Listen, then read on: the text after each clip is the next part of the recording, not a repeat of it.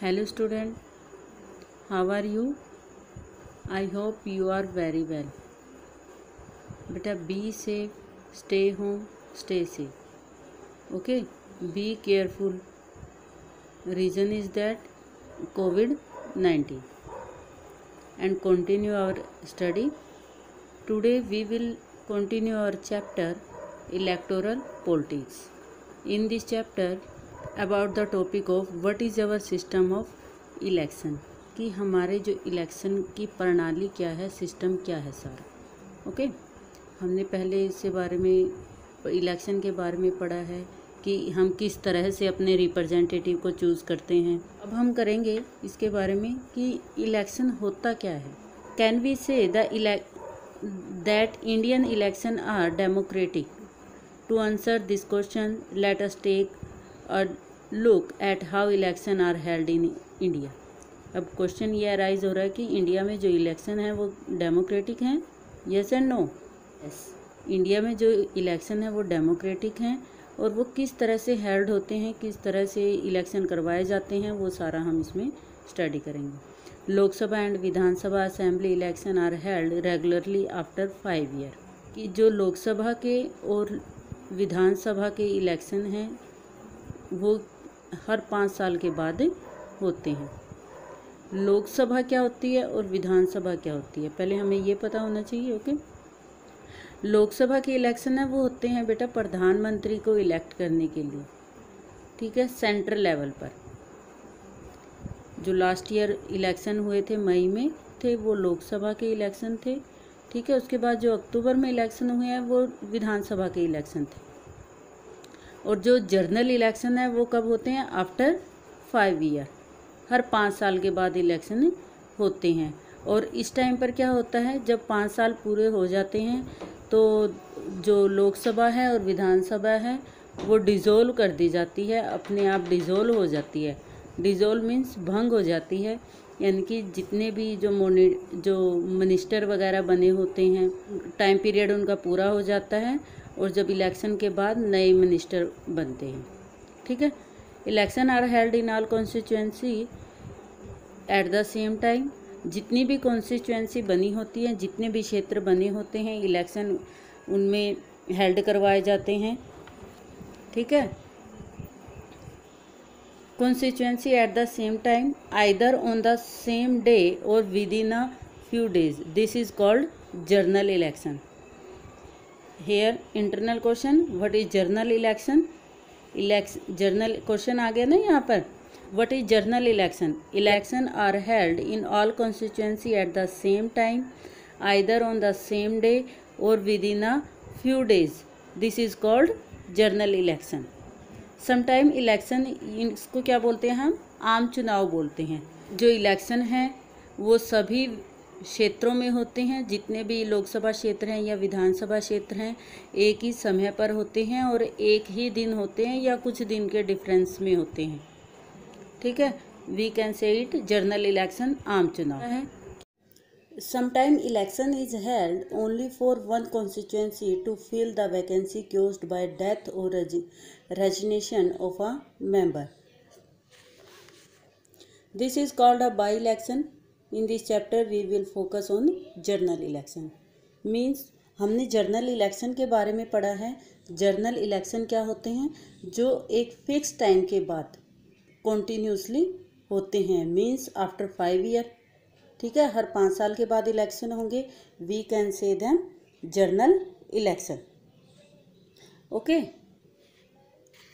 ठीक है। उसको हम क्या बोलेंगे? जनरल इलेक्शन, ठीक है। लेकिन कभी कभी क्या होता है, sometime election is held only for one constituency, कि कभी कभी क्या होता है केवल एक ही कॉन्स्टिट्यूएंसी के ऊपर इलेक्शन होता है। तो रीज़न क्या होता है, वो वहाँ पर सीट वैकेंट हो जाती है, ठीक है। वैकेंसी की वजह से उस सीट को फुलफिल करने के लिए वहाँ पर इलेक्शन होता है और उस इलेक्शन को हम क्या बोलते हैं? बाय इलेक्शन, उपचुनाव, ठीक है। और वो सीट कैसे खाली होती है? जैसे मान लो कोई कैंडिडेट है वो रेजिग्नेशन दे दे अपना, ओके, या बाय चांस किसी की डेथ हो जाए, कोई वहाँ पे जो कैंडिडेट है जो रिप्रेजेंटेटिव है, अगर उसकी डेथ हो जाती है तो क्या इन केस क्या होगी, सीट वैकेंट हो जाएगी, खाली हो जाएगी। उस सीट को फुलफिल करने के लिए वहाँ पर जो बीच में इलेक्शन होते हैं, we can say them by election, हम उसको उपचुनाव बोलते हैं। In this lesson we will read about only general election. Okay, हमारा फोकस किसके ऊपर रहेगा, जनरल इलेक्शन, आम चुनाव के ऊपर रहेगा। तो इलेक्शन के लिए सबसे पहले हमें किस चीज़ की नीड होती है, कॉन्स्टिट्यूएंसी की, कि हम ये कैसे आइडिया लगाएंगे कि अगर इलेक्शन होने हैं तो कैंडिडेट कितने खड़े होंगे, सीट कितने व्यक्ति होंगे जो चुनाव में पार्टिसिपेट करेंगे, और कितना एरिया उसके अंडर होगा। ठीक है, इसके लिए क्या करते हैं, कॉन्स्टिट्यूएंसी बनाते हैं। कॉन्स्टिट्यूएंसी क्या होती है, इलेक्टोरल कॉन्स्टिट्यूएंसी क्या होता है, चुनावी क्षेत्र क्या होता है।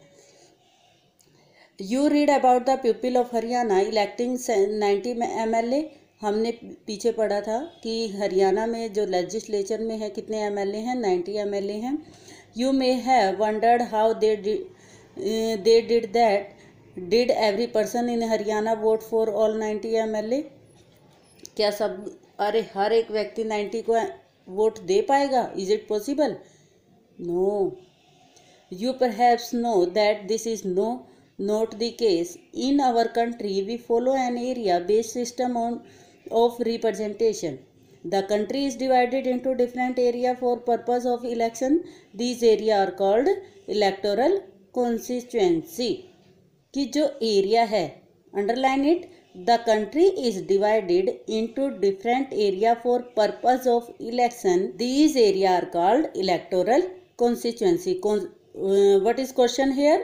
What is electoral constituency? Got it? Question क्या बनता है, चुनावी क्षेत्र क्या होता है। चुनावी क्षेत्र वो होता है कि जब देश को चुनाव के उद्देश्य से विभिन्न भागों में बांट दिया जाता है, उसको हम क्या बोलते हैं, चुनावी क्षेत्र। अब तो समझ आ गया होगा कि हम अपने एरिया को डिवाइड कर लेते हैं कि किस एरिया में कितने पार्ट होंगे और वहाँ पर किस बेस पर कैंडिडेट खड़ा होगा। The voter who have live in area elect one representative. और उस एरिया में के जितने भी वोटर हैं वो क्या करेंगे, अपने रिप्रेजेंटेटिव को चूज करेंगे। For Lok Sabha election the country is divided into 543 constituency.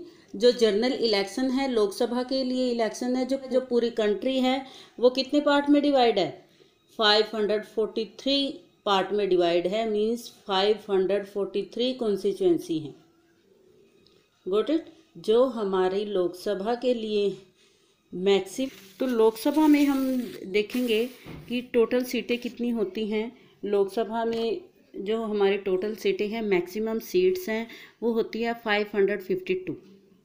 ठीक है, 552 टोटल सीटें हैं। इतने हमारे MP होंगे, member of parliament. We can say member of Lok Sabha MP। जो लोकसभा के मेंबर हैं उनको हम क्या बोलते हैं, MP, member of parliament.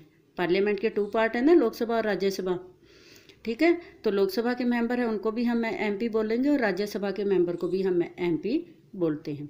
Total seat कितनी होती हैं, 552।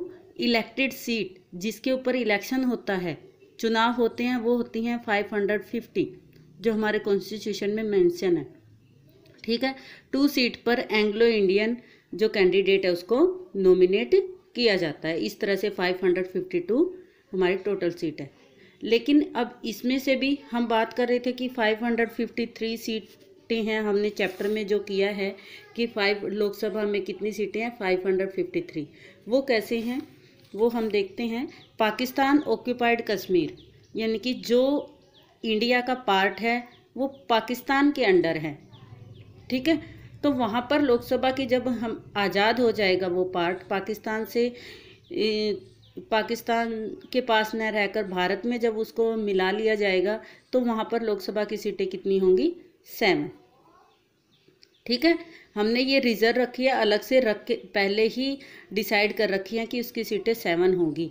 और तो अब लोकसभा में कितनी सीटें हुई टोटल, 550 माइनस 7 543। ठीक है, इनको भी डिवाइड किया गया है 543 को भी, क्योंकि इंडिया डिवाइड है ना तो स्टेट में और यूटी में। टोटल स्टेट कितने हैं? 28 है। As you know last year 31 October 2019 से इंडिया में कितने स्टेट हो गए हैं? 28, और यूनियन टेरिटरी कितनी है? 9। तो इनमें 543 को डिवाइड किया गया है। तो यूटी की कितनी सीटें हैं? 20, और स्टेट के पास कितनी है? 523। आई थिंक आपको समझ में आया होगा अच्छे से। तो अभी हम बात कर रहे थे कॉन्स्टिट्यूएंसी की, कि कॉन्स्टिट्यूएंसी क्या होती है। तो कॉन्स्टिट्यूएंसी वही है कि कंट्री को डिवाइड कर दिया गया है इतने पार्ट में। वो कैसे होता है? जब एग्जांपल लेते हैं कि आपके अगर गांव में इलेक्शन है तो आपके विलेज को भी डिवाइड कर दिया जाएगा वार्ड में।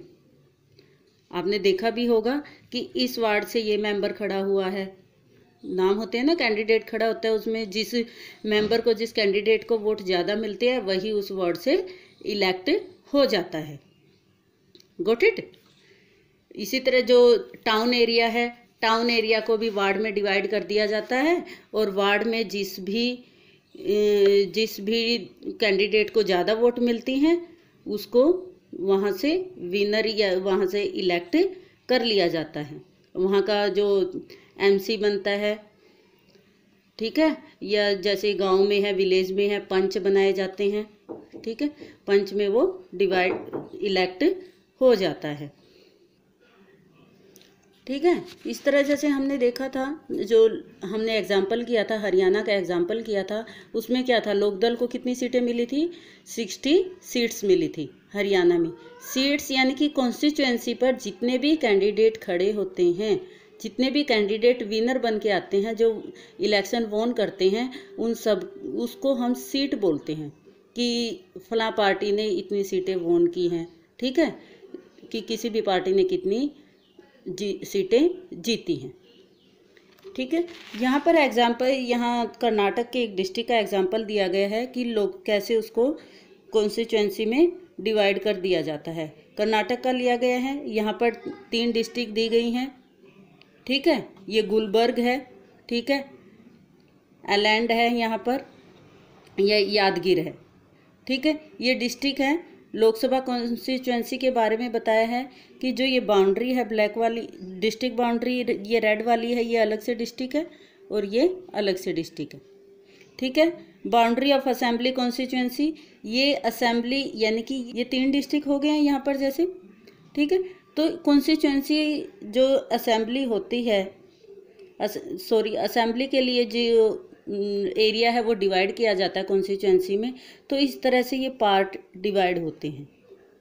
ठीक है, और येलो है गुलबर्ग लोकसभा कॉन्स्टिट्यूएंसी कि जो गुलबर्ग है, अगर विधानसभा की बात करें हम, विधानसभा में इतने पार्ट हैं इसके, ठीक है, अलग अलग हैं, और जबकि लोकसभा में ये सारी एक है।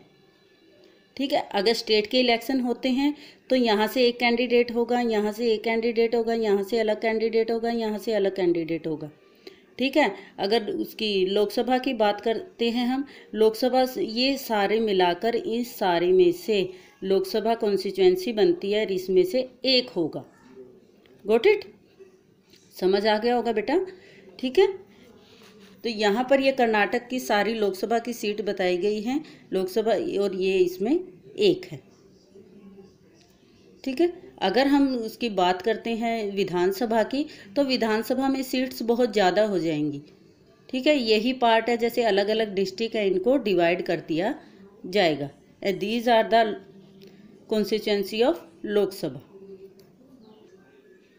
आई होप आपको कॉन्स्टिट्यूएंसी अच्छे से समझ आ गया होगा। Now we read about the reserve constituency कि रिजर्व कॉन्स्टिट्यूएंसी क्या होती हैं, आरक्षित क्षेत्र क्या होते हैं। रिजर्व्ड जैसे आप नाम से ही समझ रहे हैं कि रिजर्व कर लेना, किसी के लिए स्पेशल आरक्षित कर लेना, रोक लेना किसी के लिए कि इस सीट पर तो जिसके लिए ये रिजर्व है वही यहाँ पर कैंडिडेट खड़ा हो सकता है। गॉट इट बेटा? You read this topic yourself. Okay, I will tell you about summary of this topic. Got it? तो रिजर्व सीटें क्या होगी? आरक्षित सीटें।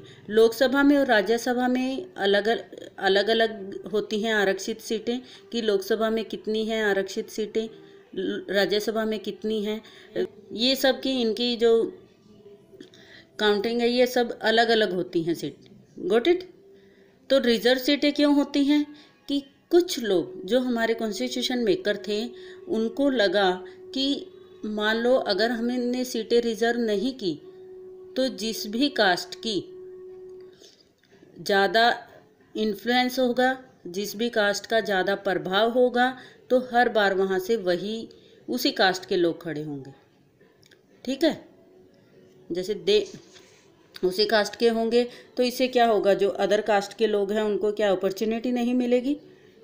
और जबकि हमने इलेक्शन में कॉन्स्टिट्यूशन में बात की है इक्वलिटी की, कि इक्वल राइट है इलेक्शन में पार्टिसिपेट करने का या अदर एक्टिविटी में पार्टिसिपेट करने का। तो इस तरह से सबको इक्वल अपॉर्चुनिटी देने के लिए, एक समान अवसर प्रदान करने के लिए जो हमारे कॉन्स्टिट्यूशन मेकर थे उन्होंने कॉन्स्टिट्यूएंसी को भी रिजर्व किया। जो सीटें हैं लोकसभा में सीटें हैं उसको भी रिजर्व किया। इसका मतलब क्या है, जहाँ पर भी रिजर्व सीटें हैं, ठीक है, जैसे यहाँ पर दिया गया है, the maker of our constitution thought of the special system of reserve constitution for the weaker section. जो कमज़ोर लोग हैं, ठीक है, कमज़ोर में ज़्यादातर कौन आ रहे हैं? SC ST, जो हमारे शेड्यूल ट्राइब्स हैं, शेड्यूल कास्ट हैं, वो आते हैं।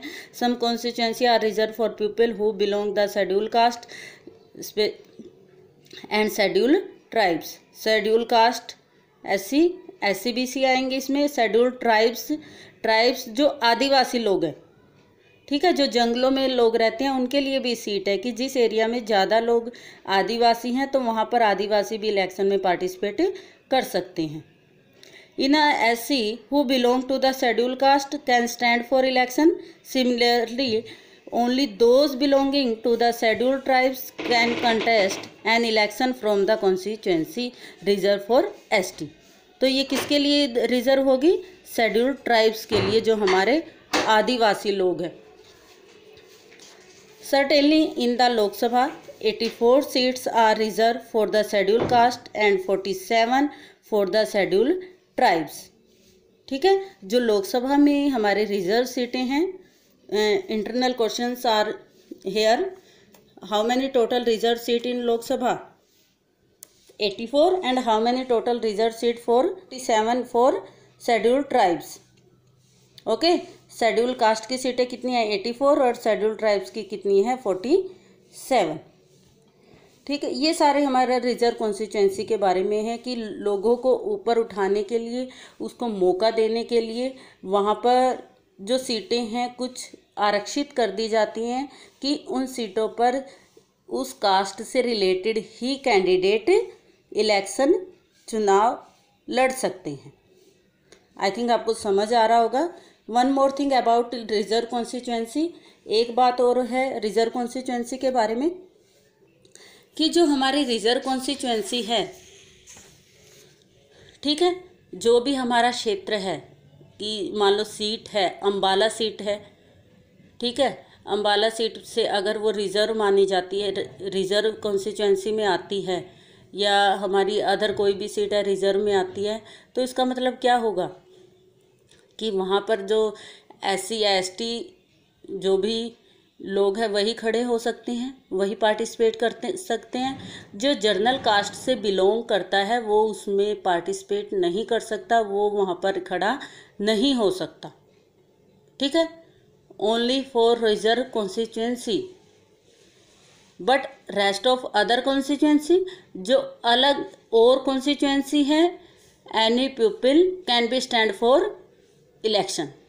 ठीक है, तो जो अदर सीटें हैं उनके ऊपर कोई भी व्यक्ति खड़ा हो सकता है। ये नहीं है कि यहाँ पर SC और ST खड़ा नहीं होगा।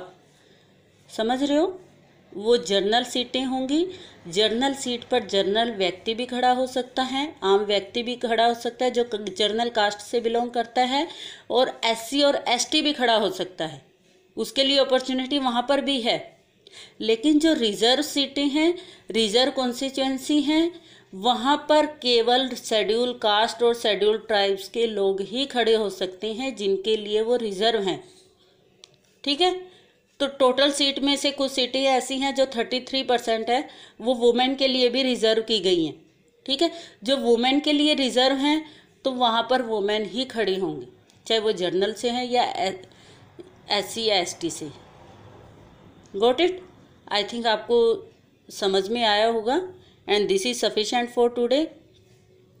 Okay, and you will make internal questions. Thank you.